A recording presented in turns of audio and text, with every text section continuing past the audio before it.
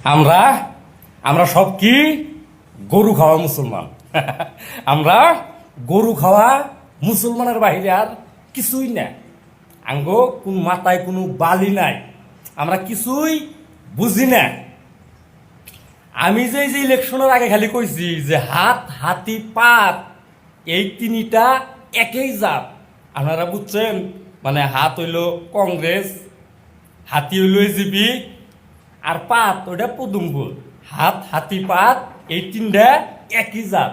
আপনারা এখন দিশা পাইতেছেন কি? এই যে সারা আসামে যেটা উচ্ছেদ চলাইছে, সারা আসামে যেটা উচ্ছেদ চলছে, কইতাছে অখিল গগৈ কইছে, তারপরে গৌরব গগৈ কইছে, কিন্তু কওয়ার ধরন আলাদা। হাই রে, মানুষ আজান দিতে গেলা বেহুশ হয়ে জায়গা হেন্দিকা পুলিশে আর উৎসাহ করে নিয়ে আর এখানে হরাই দিয়ে হেরাও ঘর ভাঙ্গে। যদি খালি এই মানুষ করে আমাকে নিজের জাতের হইতো, আমাকে মুসলমান হইতো, তাইলে আজকে মসজিদের মধ্যে হেরা বুক ফাড়াইয়া বয়ে থাকতো।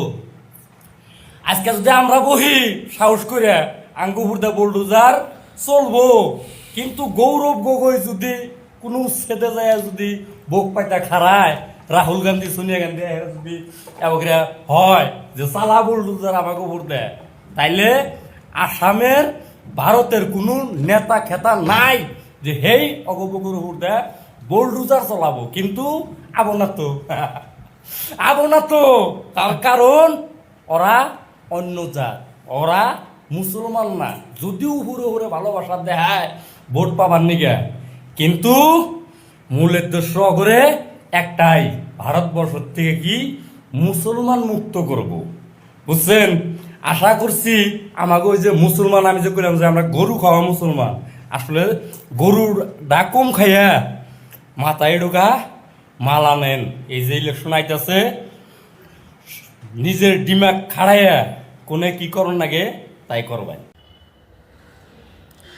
এটা কিন্তু ভাইরাল ভিডিও এবং সম্ভবত এটা আসাম থেকে